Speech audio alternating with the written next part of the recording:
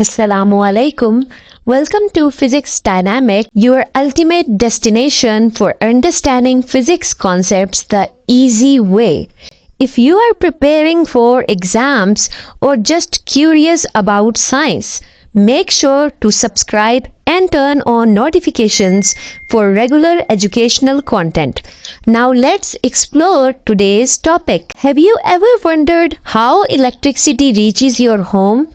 How does a simple switch light up a whole room? Today, we'll uncover the mystery behind electricity supply to a house and house wiring in a simple and exciting way.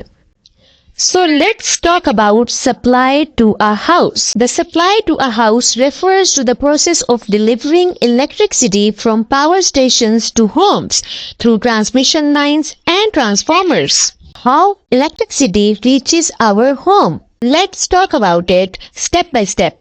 Number 1, power generation. Electricity is produced at power stations using water, wind, or fossil fuels.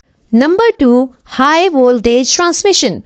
To cover long distances, electricity is transmitted at high voltage, for example 11,000 volts or more.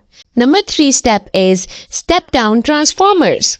Near cities, transformers reduce the voltage to a safe level, for example 220 volts for homes in Pakistan.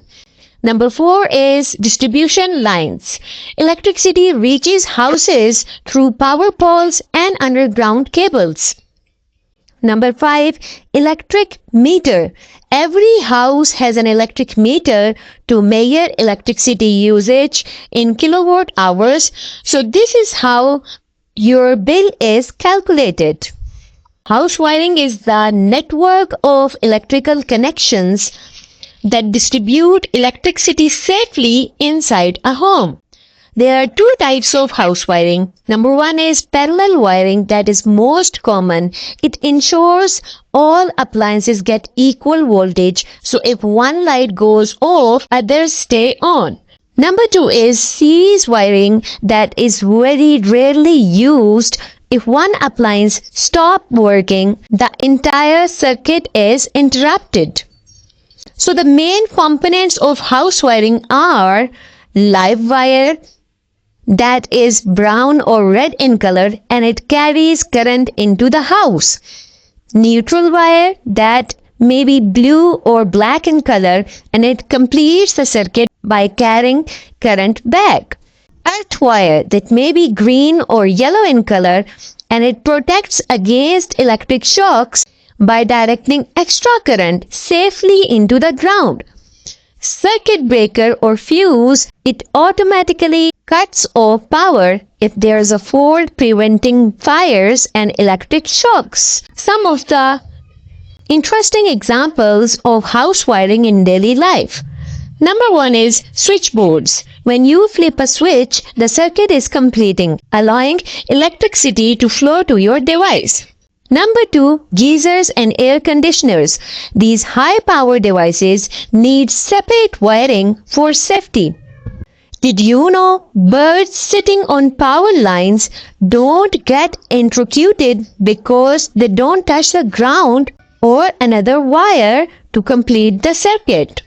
Hazards of electricity refer to the dangers caused by improper use or accidental contact with electrical energy, leading to electric shocks, fires, or damage to electrical appliances. So the main hazards of electricity include electric shocks, short circuits with electrical fires, overloading of circuits, and use of improper wiring. So what is electric shock? Electric shock occurs when a person accidentally comes in contact with a live wire, allowing electric current to pass through the body. This can cause burns, muscle contractions, or even death.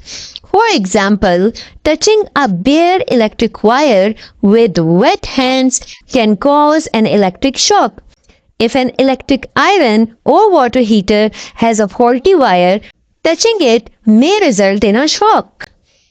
So the safety measures are always wear insulated gloves when handling electrical appliances. Never touch electrical switches or wires with wet hands. Number 2. Short circuits and electrical fires. A short circuit occurs when electric current takes an unintended path with little or no resistance, leading to overheating of wires and potential fires. For example, if the insulation of two wires is damaged, they may touch and create a short circuit. Faulty appliances or damaged plugs can also cause short circuits leading to fires. So the safety measures are: always use circuit breakers and fuses to protect from short circuits. Number 3 is overloading of circuits. Overloading happens when too many electrical devices are connected to a single circuit, drawing more current than the wires can safely handle. So this causes wires to overheat and may lead to electrical fires. For example, plugging multiple high power devices like iron, heater and refrigerator into the same socket can overload it. If an extension cord is overloaded, it may start heating up, leading to a fire. So the safety measures are: never connect too many devices to a single socket, and always use wires of proper thickness for electrical circuits. Number 4 is the use of improper wiring. If electrical wiring is old, damaged or improperly installed, it increases the risk of electric shocks and wires.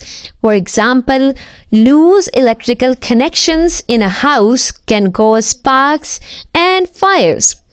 Using low-quality wires can lead to melting of insulation and short circuits. So the safety measures are: always use high-quality, properly insulated wires. Get your house wiring checked by a licensed electrician regularly. So the conclusion is: electricity is a powerful tool, but only if we use it safely. Always follow safety rules to prevent electrical hazards.